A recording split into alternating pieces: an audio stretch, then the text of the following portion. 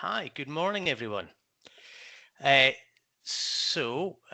we're just going to give it a couple of minutes. There's still people joining as we speak. I'll just give it 30 seconds and then we will make a start.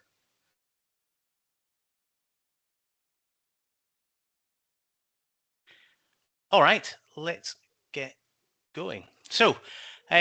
First of all, welcome and thank you for joining our webinar. I just want to check, I'm going to assume everyone can see the slides, but if you've got any issues, then just pop it in the chat and someone will try and resolve that for you. Equally, if you are not familiar with the Teams platform, towards the top of your screen, there is a Q&A tab. If you select that, then you can pop any questions in there at any time. Clearly, I'll make time at the end for any questions, but the more interactive we can be, then obviously the better. So over the next 5 minutes or so, we're going to cover at a high level, but also do a deeper dive into a couple of the particular codes of practice that have been issued by DSIT. And we are going to cover what they are, where they've come from, who they apply to, and why they're important, but of course, most importantly, what you can do to start implementing actions to start to align with the code. And we've got some kind of takeaway actions that you can utilize with as well. So a couple of introductions. For those that don't know me, my name's Iain Gibbons. I'm CEO of FoxTech. FoxTech is a cybersecurity company at heart. We offer a wide range of services from pen testing, be that infrastructure, application, cloud security reviews, you name it, we can cover it. But perhaps most importantly for this session, we also offer a whole range of CISO services. And that's where we really set ourselves apart and make sure that our clients are ahead of the curve so they can make sense of risk and implement actions to mitigate. Our clients range financial services from pension administrators to wealth management, private banking, fintech to law tech. We help global tax advisory and risk firms, startups, global enterprises, the full gambit. So joining us today to discuss the codes, we have Anthony Green, who is our CTO. He's head of all things tech. We also have Matthew, seeing the slides, he's down security and infrastructure engineer. Well, that is true. He is also a CISP certified InfoSec specialist. And between us, we've helped organizations of all shapes and sizes, but we've got a pedigree of working with critical national infrastructure for home office policing, central government, blue chip organizations, IBM, HP, Fujitsu, on building, supporting and securing critical national infrastructure. So there's a wealth of experience here. So the DSIT codes of practice. So let me give you a quick high-level overview. For those that aren't aware, I assume you are, but DSIT is the Department of Science, Innovation and Technology. And DSIT is effectively the government strategic and regulatory champion for all things technology, including cyber. We've worked with DSIT a number of times over the years, and indeed, FoxTech were part of DSIT's accelerator program when we first started. So we know DSIT very well. And what DSIT has done with these codes of practice is they've taken where the NCSE, which is the National Cybersecurity Centre, started with Cyber Essentials, which is very much focused at small to medium-sized businesses. DSIT said, well, what do we do to encourage larger organizations and more specialist organizations to start to take cybersecurity seriously? And so they created a series of codes. There's 5 codes in total, but I'll cover more about that shortly. And they were published in April this year. And so together they represent a shift from technical control to managing cybersecurity from the boardroom. So as I said, there's 5 codes of practice in total, just down the left-hand side there. The 2 that we're going to focus on today is the Cyber Governance Code of Practice and the Software Security Code of Practice. As I said, the cyber governance is aimed at kind of board, senior leaders, organizations. If your organization doesn't have a discrete board, then it will still apply. It is aiming at anyone in a position of leadership in an organization. And the Software Security Code of Practice is very much aimed at software development vendors. And so if you're fintech, law tech, then this very much applies to you. And so the reason we picked these 2 is because they have got probably the broadest reach. And it's worth saying at the minute, these aren't regulatory, they are codes of practice, but we're already starting to see these come through in RFPs and in due diligence questionnaires, audits, and so on. So the government's very much left the door open, but I think we will start to see these come through in regulatory frameworks, if not directly, as part of other organisations. So embedded in the FCA, or of course there's the Cyber Resilience Act going through second half of this year. Stuff could end up through there. So without further ado, let me hand over to Matthew, who's going to cover the Cyber Governance Code of Practice, and he will take it from there. Okay, Matthew. thank you, Ian. Yep, I'll just grab control. There we go. The slides still displaying. Yep. Right. Okay, thank you. Hello, everyone. I'm Matthew. I am a techie at heart. I'm an architect. I'm a consultant. I'm a security engineer. I've been doing a lot of work recently with our clients on governance, risk, and compliance as well. So, as Ian said, our CISO offering includes all those services. So, the Governance Code of Practice launched in 2025. This year by DSIT and NCSC. I'm going to talk a bit about that, who it applies to, and what sort of things you need to be doing. So the Cyber Governance Code is aimed at the board. It's aimed for a top-down implementation of good security standards in your organization.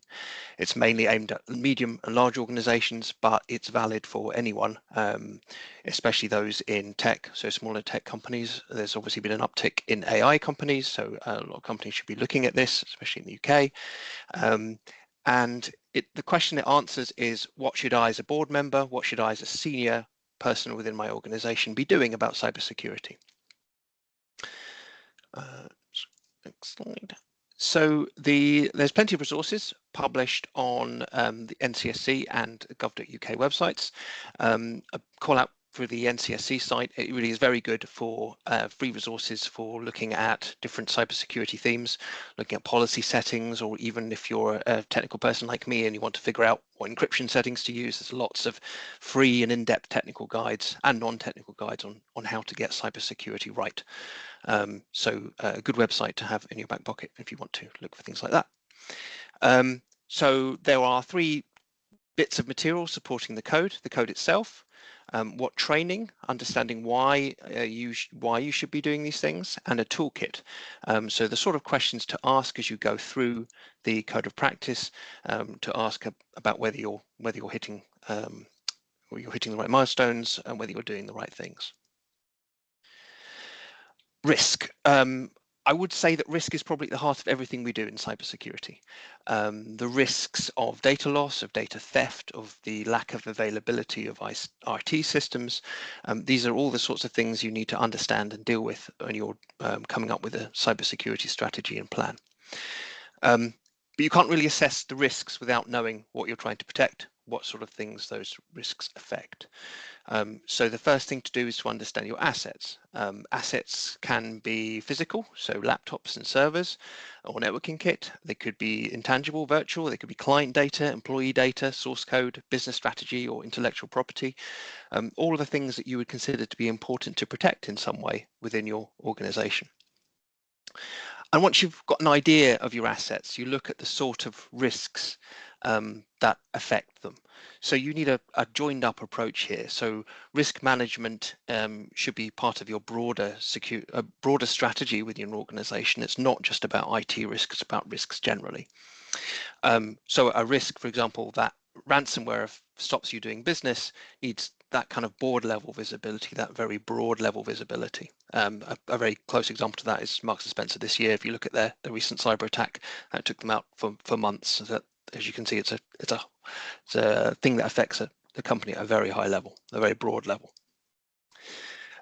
Once you've assessed your risks, they should be regularly reviewed and given a senior owner within the organization. And usually that's the role of a CISO or a technology officer, depending on how you do it.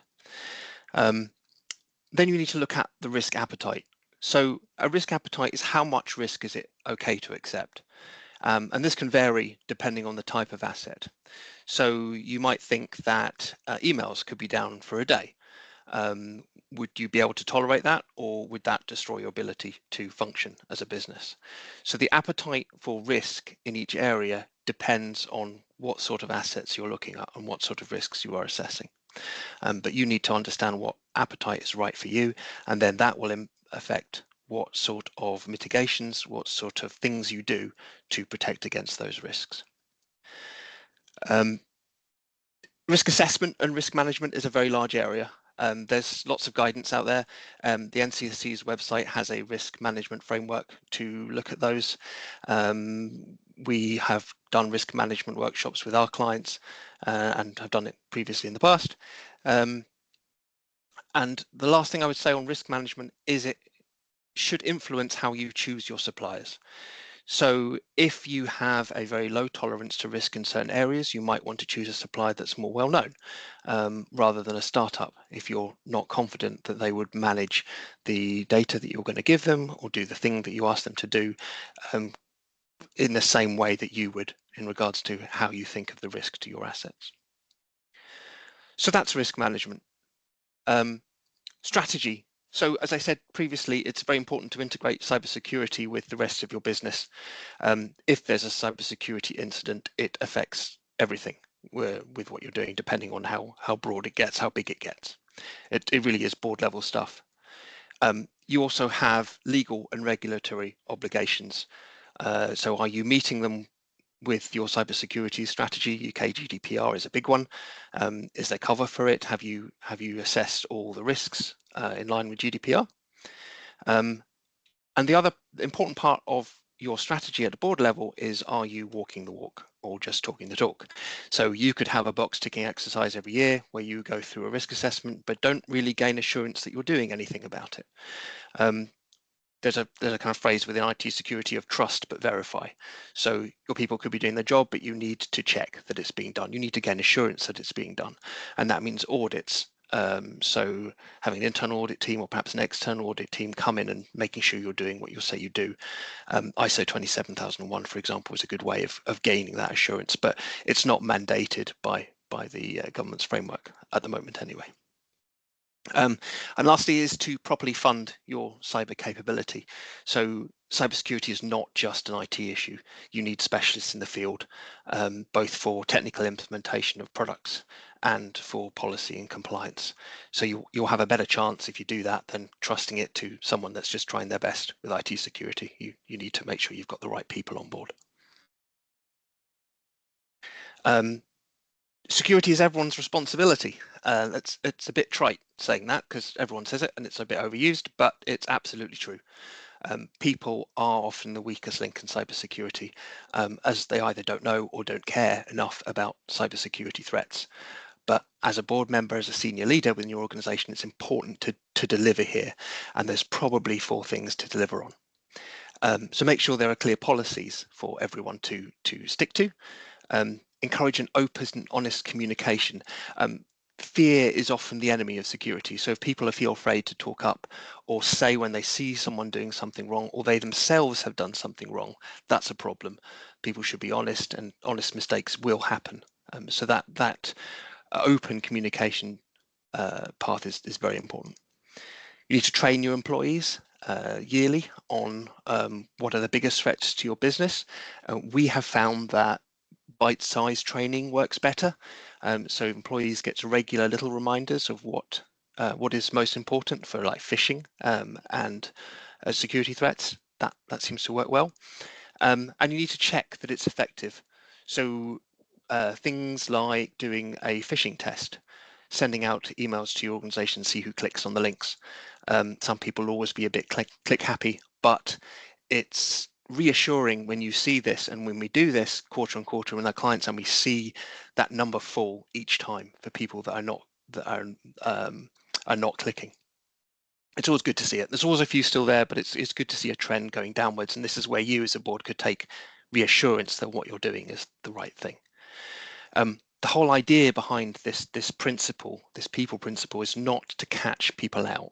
It's to help them protect your business, to make them understand what matters to you, and how they could best comport themselves from a cybersecurity perspective. So best will in the world, bad things will happen. Cybersecurity incidents will happen. Hopefully they're small in scale and easily dealt with. So you need to have an incident response plan, part of your disaster recovery and business continuity plans. They should be up to date. So go back and check your documentation. Are all the contact information correct? Does everyone know what to do in the event something happens? Something we recommend and we've run for our clients is to run tabletop exercises to come up with something that potentially could happen, like a ransomware attack, run through what happens, who does what, and see what goes well and what doesn't, and then adjust your processes. It's all a big loop of running these exercises, seeing what doesn't work and what does, and reinforcing the process and improving the process. If you have a real incident, you have legal reporting requirements, especially under UK GDPR. You need to inform the ICO if client data is at risk, and you also have reporting responsibilities towards your shareholders and your staff and other senior members of the organization. Who does that when it happens? This should all be part of your incident response plan to when something happens. As I say, though, if you've done your risk assessment, you understand your assets, you trained your staff, the incident will, with luck, be a very minor one or perhaps a near miss. But these all present learning opportunities. So get people together around a table after you've had one of these and understand what happened, where you can improve. The idea being not to kind of get together and blamestorm, but to improve. And if you need expert help, get the experts in. They'll have a look at your processes. Ask for people like us to come in and have a look at your processes and where you could get better.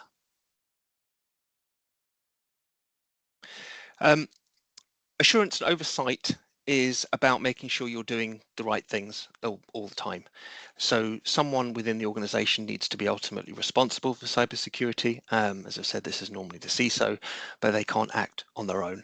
We need regular dialogue between the CISO and other board members and all the rest of the organization, everyone, all the way up to the CISO, to be able to report any security concerns that they have. Reporting quarterly. This should reflect your risk appetite. So if you have a low risk appetite to risk, then you should be carrying out your reporting quarterly, looking at the number of tickets that you got, the number of incidents, how training has happened, whether you've had any escalations or reports from a security operations center, a SOC that you have access to. That regular reporting gives reassurance that you're doing the right thing. So as a CISO, as someone who takes on a responsibility for security within an organization, it's your job to understand that the rest of the board understands your role. So you're not there on your own, that you have the support of the senior leadership backing you with what you do. Common weaknesses of cybersecurity is that it's viewed as IT only. So it's sometimes lumped in with the IT team to do their best. It's not. It needs specialist knowledge. There are also risks that when you outsource, you give your data to someone else, that they don't stick to the same regime, the same requirements that you have within your cybersecurity policy. Make sure your suppliers are vetted and you understand what they're going to do with your data. So understanding that supply chain, understanding that when suppliers submit submit products to your organization, that they themselves are following the right processes. So a few things to summary and some actions. I would say there's probably 3 things I would like to take away. Understand your assets and the risks that affect them is the first thing. The second thing is understanding that incidents will happen and be ready for them. Test your responses and train your people. And the third thing is walk the walk. So check the things you're doing are being done. Trust but verify, and gain assurance with that verification and that reporting. This is a complex field, especially around risk assessment, especially around governance, risk and compliance.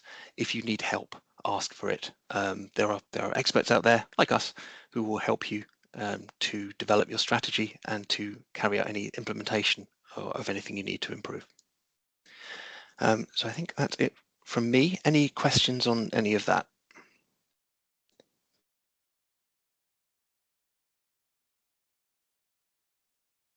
Cool. Well, thank you very much, Matthew.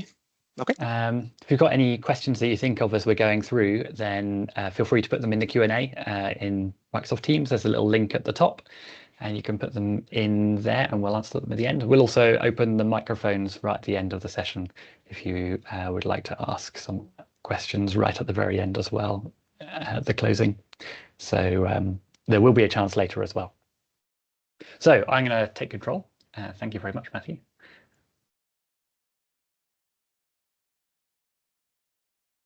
And I'm going to talk about the Software Security Code of Practice. So Iain introduced me earlier. I'm Anthony Green. I'm the CTO at FoxTech. My background is I've worked in software development, writing code, building infrastructure, then moving into the world of information security and cybersecurity. So working on critical national infrastructure of all different kinds, building and securing those types of systems. And now here at FoxTech, I lead all of our technical work, whether that be pen testing, our internal security operations center, or our consultancy, of course, with experts like Matthew as well inside the team. So on the Software Security Code of Practice, the purpose of this code of practice is to set out the fundamental security and resilience measures that the government sees as being reasonably expected from any organization that's developing or selling software. It's really about aimed at business to business. So this is really companies that are building or developing software for other businesses. So this will be software vendors, maybe software as a service vendors, suppliers, or product developers. So if you're developing an IoT product with software baked into the hardware, then this applies to you as well. The reason they've written this, along with the other codes of practice, is to try and help companies address the particular areas that the government see weaknesses. So we've seen many breaches due to avoidable weaknesses in developed software, or breaches where there's been vulnerabilities in software, but then customers have not known about it, so they've not been deployed and updated. And so this code of practice covers the whole life cycle from the start to the end on how people who develop software can help make sure that the software is being used, both developed securely and being used securely. It's aimed at companies of any size. As mentioned, it's really fundamental and achievable measures that can reasonably be expected from organizations of any type or sector. Because it's this kind of baseline, the threat model is it's designed to look at threats or address threats of attackers who are operating remotely, who've got access to publicly available tools and who have minimal resources. This is not claiming to be everything that's going to make your software completely robust against a sophisticated and highly motivated attacker, but really setting a baseline of what any organization that's developing software as a business should be doing. The people that should be looking at this code of practice: senior leaders, board members, making sure this is actually happening in their organization. There's also things here that are useful for the technical specialists in the organization, so the development leads and so on, who are actually responsible for designing that software development process. It's also something that's useful for procurement teams. So if you're on the other side of the fence and you're buying, or either buying software or using software as a service, then you can look at the principles within this code of practice and say, are my suppliers doing this? Because if they're not, then there's the risk that the software that you're using may have vulnerabilities or may be insecure. This is very much focused on the development of software. There's some other related ones on things like apps and app stores, and AI cybersecurity if you're developing an AI product. Obviously, Matthew's just talked all about kind of high-level governance that applies across any organization. As with the other codes of practice, this has been developed by DSIT in conjunction with the experts at the National Cybersecurity Centre. It very much aligns with various other guidance in industry, so things from the OWASP, the Open Web Application Security project that many people involved in software development will be familiar with. It does also align with various regulations like the EU Cyber Resilience Act or the US Secure Software Development Framework. These things are not new. These are all like fundamental principles that you'll see in most of these frameworks to varying extents. So in this code of practice, there's 4 themes. The first theme, and we'll go into these in more detail in a moment, but in the code of practice, there are 4 themes. The first is secure design and development, which this is about making sure that the code you develop has the minimum vulnerabilities. The second theme is build environment security. This is making sure that the code that you've written gets built and delivered as a product, as the product you're expecting, that something's not happened in the build process to compromise your product. The third part is secure deployment and maintenance. That's making sure that the product you've built is being delivered securely and that vulnerabilities are being maintained over the life cycle of the product wherever it's deployed. And then the fourth theme is communication with customers. That is making sure customers know if there's things that they need to do to ensure that the product is being used appropriately and securely, and they know what vulnerabilities and weaknesses they're being exposed to. So let me go through each of those 4 themes in a little bit more detail. So looking at secure design and development, this is really a large part of this code of practice. It's all about making sure that the application that you've built has got the minimum of vulnerabilities in it. And there's 4 principles within that. So the first is to use a secure development framework.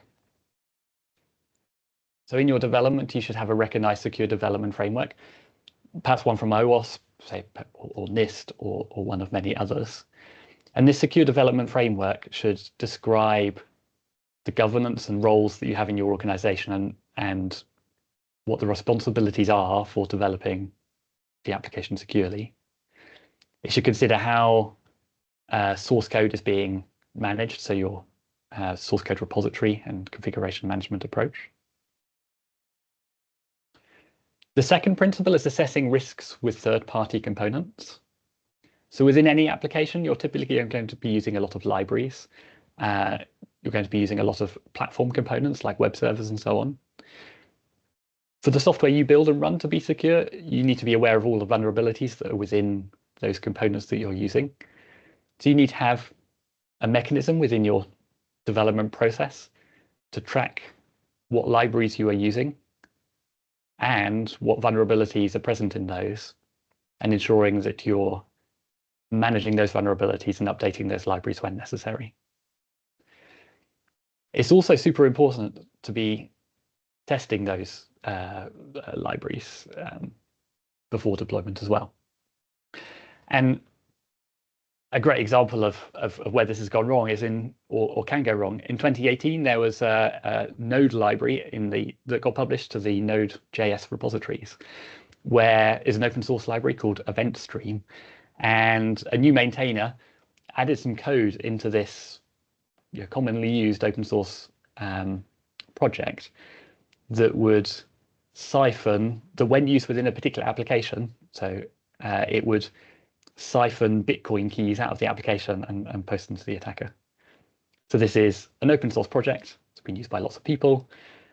A new maintainer came along, added some extremely obfuscated code that only activated under a very specific scenario within this Copay application to extract and leak Bitcoins. So as well, what this shows is, as well as updating vulnerabilities, updating libraries to fix vulnerabilities, you actually need to be functionally testing your application and looking for anomalies when you pull in these new libraries, because there's always a risk that something's changed that's going to compromise your application. The third principle in secure design and development is testing. This will be no surprise to anyone who's involved in software development.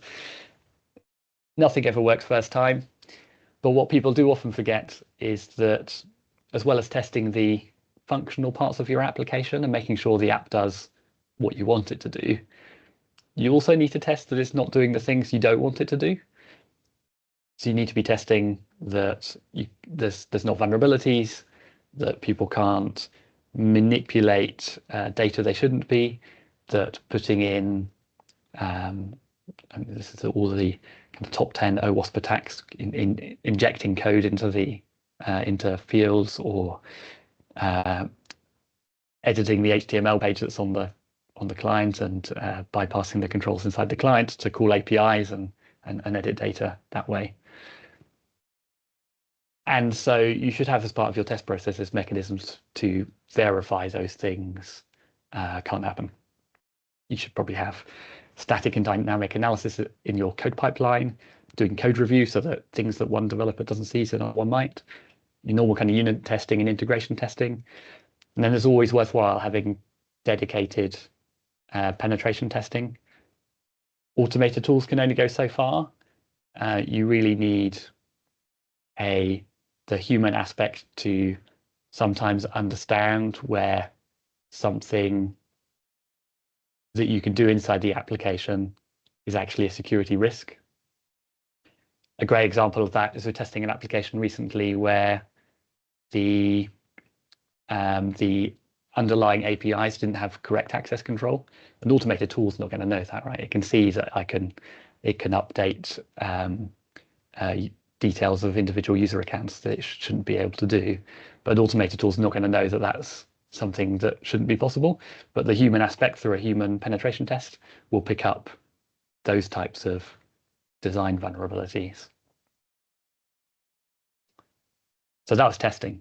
The last principle under secure design and development is secure by design and secure by default. So what we mean by that is secure by design is as part of the process of coming up with the requirements for your for the application, you should consider the ways the application might be abused. So this is doing threat modeling. This is thinking about common risks and ways that applications are exploited and ensuring that you've catered for that in the requirements of your application. So typical things in your login pages, do you have multi-factor authentication? Is your password reset process robust against an attacker trying to abuse that process? Does the business process that you have inside the application cater for someone trying to use that in a malicious way? All these things are things you need to contemplate when you're designing your software to ensure that you cater for particular abuse cases. What's a really good idea for something like this is to use a standard as at least as a starting point. So OWASP has got a great one called the Application Security Verification Standard. That's ASVS, OWASP ASVS. It's a long list of security requirements. Great place to look as a starting point for kind of basic security stuff. There's a lot of information in there on making sure you've got things like multi-factor authentication, minimum and maximum password lengths, how to build a password reset process that's robust against attacks. So using standards like that helps you get past a lot of the common attack methods. But if you haven't thought about them as part of your design phase, then your application may end up vulnerable to some really, really common vulnerabilities.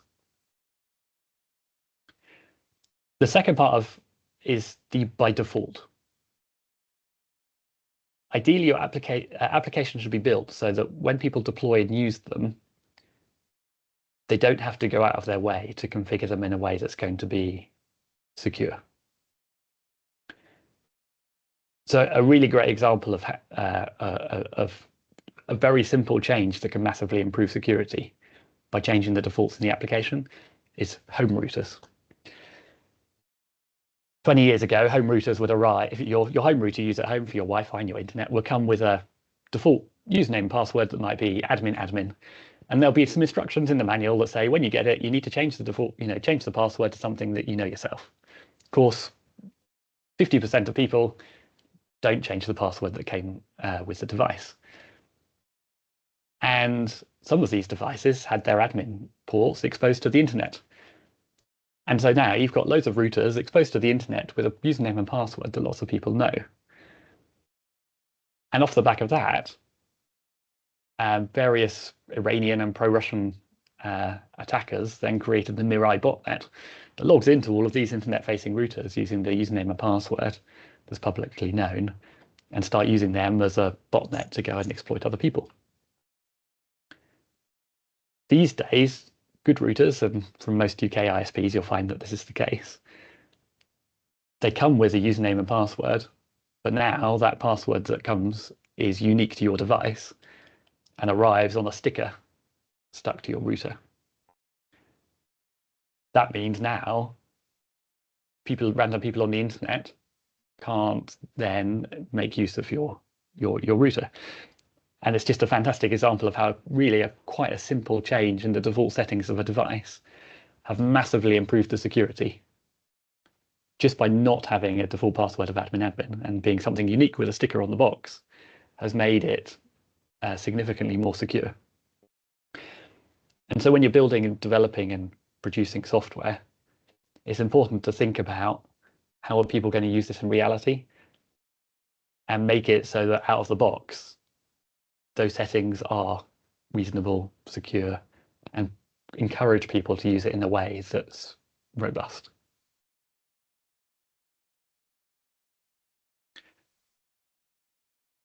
Cool, this is quite a long one because there's a lot of things in it, but I'll reiterate those four main things again. Have a secure development framework and have your developers know what it is and have it documented. You need to assess the risks associated with third-party libraries and components that you use in the software. You need a testing process that tests for abuse cases, both with automated tooling and manual testing. And you need to think about security throughout the development lifecycle to ensure that abuse cases have been thought about and that it encourages people to use the software in a secure way. So hopefully after doing all of these principles within the design and development theme, you've developed some software that is reasonably secure. The remaining themes then look at later stages of the life cycle. You'll be pleased to hear they're a little bit shorter. So this next theme is on build environment security. Having written all of your code, the next stage is to build this into a product, a compiled release or whatever it is, and actually get this out there. The environment that you're using to build the software needs to be as secure as a production environment. That means the environment should be hardened. it should be separate to your development and coding and test environments. It should use all the other good practices for securing infrastructure, like multi-factor authentication, unique user credentials for the administrators. And you should control and log the changes to that build environment so that you know what's going on. So ideally, Security Operations Center, monitoring the logs so that if an attacker was able to modify your build environment, you would know what's happened and you'd be able to trace back what has happened. An example of what can go wrong if a build environment is compromised. In April 2021, many of you will have heard of the SolarWinds attack. This is where the Russian, alleged Russian Foreign Intelligence Service infiltrated the build environment for the SolarWinds IT management software. And by infiltrating their build environment, the attackers were able to insert malicious code into a DLL file, but then became built as part of the SolarWinds product and then distributed to all of or many of the SolarWinds customers, with the end result being that all of those customers now have a compromised version of the product. So a question, I guess, an action is make sure that you would know if there was unauthorized activity within your build environment, and that you'd have the logs that go back far enough to be able to investigate if the build environment was compromised, which versions of the product, who's affected, and what the impact would be. So the third theme is secure deployment and maintenance. So having built a product, built a release, you need to get this to the customer or wherever it's going to run, and keep that maintained and secured throughout the lifetime that the application runs. So there's 5 principles within this. The first is actually distributing the software securely to wherever it's going to run. This may be as simple as customers downloading it from a HTTPS website. This comes up a lot really with IoT devices that maybe self-update, so things like routers and so on. A very common weakness is that the routers don't verify the code they're downloading, and therefore it's possible to do man-in-the-middle attacks and get compromised code onto the device. So that process for distributing the software needs to be robust. There should be some kind of vulnerability disclosure process. Vulnerabilities happen. You need to make it easy for researchers and customers to let you know if they find one. If you've got a really high profile application, then things like bug bounty schemes can be help tip the balance for researchers to be in favor of reporting rather than selling those vulnerabilities on the black market. But at a minimum, you'll kind of want to make it easy for researchers to report a vulnerability in the products you're developing. The third is you should have a process for detecting and managing vulnerabilities across the lifecycle of the product. So if you get reports in, or you detect some, or you discover vulnerabilities in the dependencies you're using, then you need a process that's going to triage those within your team, prioritize those, actually have developers assigned to fix those vulnerabilities, and then produce the updates. Fourth is reporting the vulnerabilities. When you find vulnerabilities in the software, you should report them to the customer so that they're aware of the weaknesses and vulnerabilities in the software they're using. And the final one is to actually provide updates to customers. So this whole secure deployment and maintenance theme is about, once you've developed the product and shipped it, that's not the end of the development lifecycle. You need to have this process to detect, respond, and fix vulnerabilities, and make sure customers are aware of what they need to do to get those deployed. So the last theme is that communication with customers. It's really important that customers are aware of what support and maintenance is being provided with the software. That is, how updates are going to be distributed, how they find out about them, how often those updates are going to be provided, and that end-of-life dates for the software are published with at least a year's notice, so that customers have got plenty of time to plan alternatives. This is particularly important for really niche software, where actually migrating away from a product could be, a really major undertaking. And so having plenty of notice of end of life gives them that time to move to newer versions of the product or so on.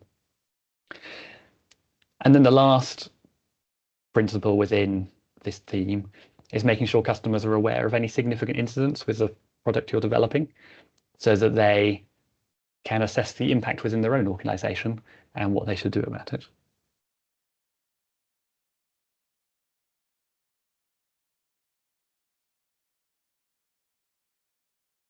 So we've had the 4 themes about how to ensure the software you write is secure, how to ensure that it's built into the product you're expecting, how to ensure it gets deployed and is maintained over the lifetime that it's running, and how your customers know what's going on, the 4th major theme.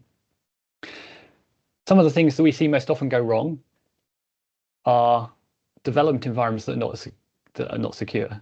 People often think of them as places for people they tend to be very fluid, and often they don't have the level of monitoring required to detect an incident, which could lead to a compromise of the product. The second major weakness is often the reliance on an expert who's been there like a lead star developer, and there being a lack of training and methodology for the secure development lifecycle. So then the newer people of the team may not be applying the same secure development principles. The third major weakness is vulnerable dependencies. Particularly these days, open source dependencies changing all the time. You need to track them, keep up to date with those. And then the final, often missing security practice is missing security testing. So testing that the software does what it's supposed to do, but not checking that people can't persuade the software to do things it shouldn't do. So a few actions to take away if you don't take away anything else. Take a look at your developer training. Do all of your developers know what your secure development framework is and what secure coding is all about? Review your testing. Do you have some kind of testing of third-party dependencies and that secure coding is actually happening? And the third is secure your build environment. Would you know if your build environment has been compromised? So I'm going to pass back to Iain now. That's it for me. If there's any questions, do shout. I think we're going to go into Q&A very shortly after Iain has wrapped up. Let me just take control back. There we go. All right. Well, first of all, thank you, Matthew, Anthony. I thought they were both really interesting. As Anthony said, if anyone does have any questions, please do put them in the Q&A. Now would be a good time to do it.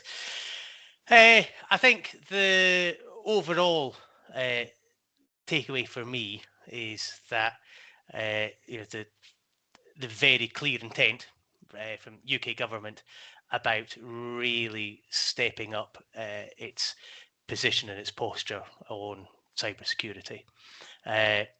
And as Matthew said earlier, that it's not a delegated IT function anymore. That's not good enough. That's not acceptable enough. It's very much needs to genuinely be on the board.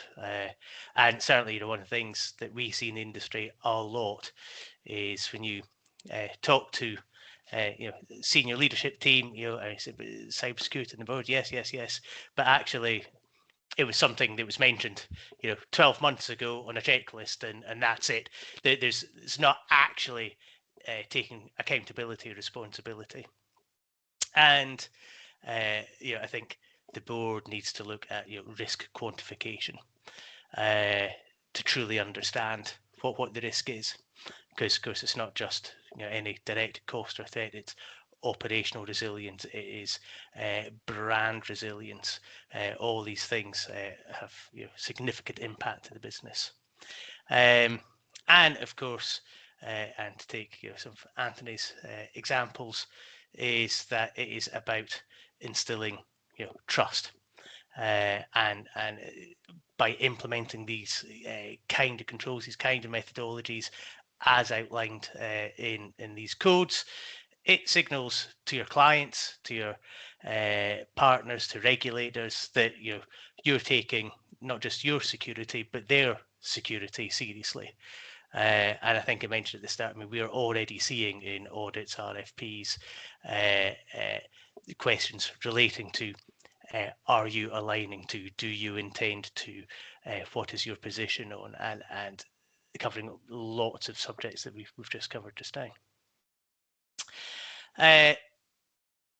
As I said at the start, Anthony, I don't know if you maybe want to start opening up the mics.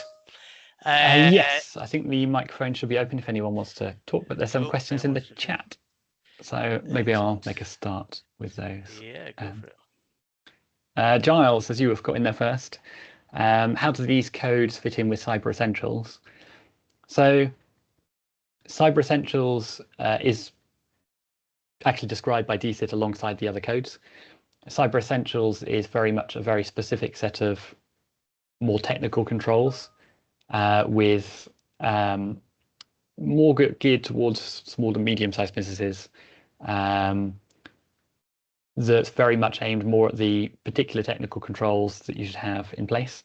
So you've kind of got the governance, which is how should you manage cybersecurity in general, which covers risks and the wider cybersecurity things that you should be doing. Those specific codes for particular kinds of areas like the AI development or the software one we talked about today. And Cyber Essentials is really infrastructure, basic infrastructure that pretty much everyone has, technical controls that cover the most common threats. So they kind of form different parts of the puzzle of cybersecurity. Matthew, I don't think anything you want to add, but Nikki's asked about what sort of documentation you suggest that companies have in place.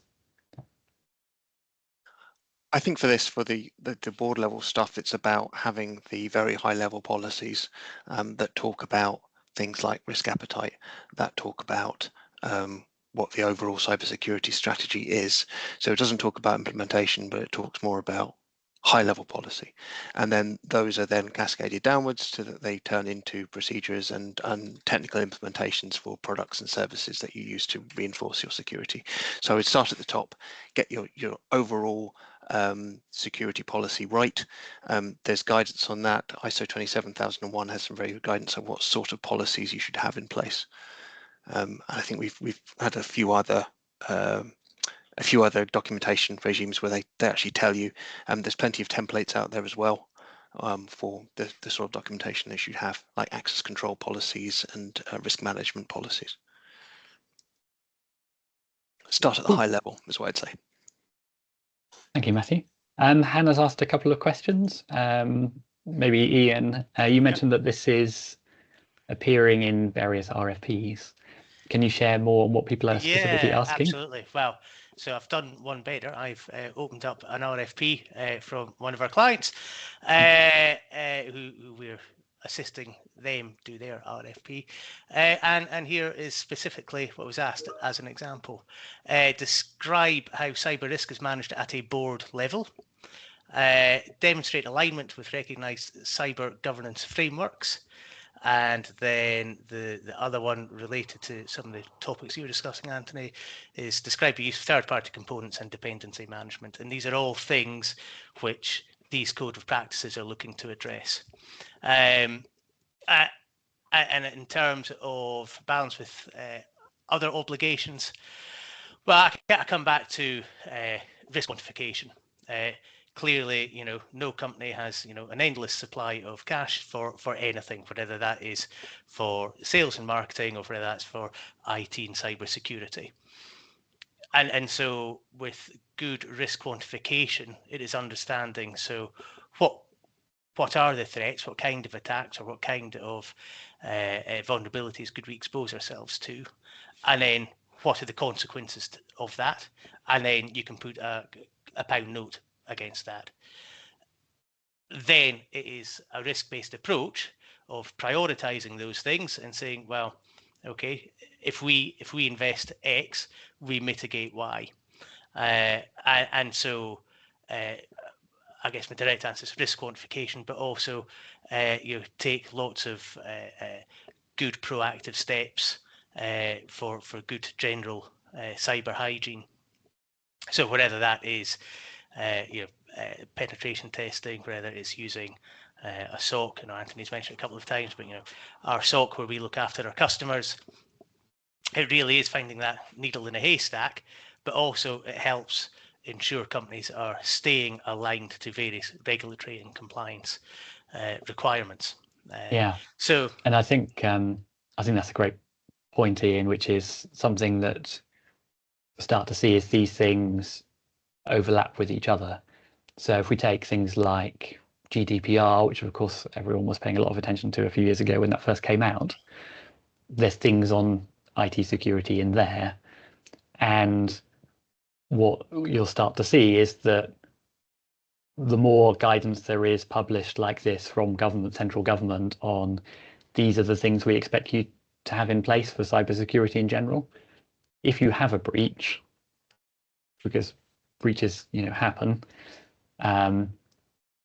if you can demonstrate that you're aligning with these best practices, like these codes of practice, then that's looked on very favorably by regulators like the ICO and financial services regulators and so on, because it shows that you're not being negligent, you're taking your responsibility seriously, and so it's likely to reduce fines and actions that you might otherwise get, and of course reduce the risk of it happening in the first place. But no, indeed. Okay, great. In which case, if there are no more questions, I'll start to wrap up. So first and foremost, thank you very much for everyone for attending. As promised, we've got certain things that we'd like to share with you. Obviously, everyone that's attended will get a copy of the slide deck. We'll also, we've created a checklist for the rules that we've discussed. These are the checklist isn't intended to be exhaustive, but it's a good litmus test of kind of where you're at and what areas you might need to enhance your controls. Another great resource, which is completely free of charge, and I would encourage everyone and anyone to use it, is CyberRisk. There is a QR code on the screen there. And while not directly related to the codes of practice, it's a fantastic tool and it is free. And what that allows you to do is you can look at your organization like a hacker does. And so it uses open source intelligence, and it gathers up all the information that it can about technologies used and any vulnerabilities you've got, and it will give you a score from 1 to 100, in our case 100 being really bad, and you can kind of think of it like a credit check, but for cybersecurity. So I strongly encourage everyone and anyone to use that. As I say, completely free of charge. It is not intrusive, it's not penetrative, so you can use it without any due risk. If anyone thinks of any questions after the event, then please feel free to get in touch directly. And of course, if you want any advice or on how you can improve your cybersecurity, or how these codes of practice could impact your business, then please do get in touch. Advice is always free. So if there is no more questions, I'll say thank you very much, and we look forward to seeing you again at a future session. Excellent. Thank you. Thank you all. Bye Thank you very much.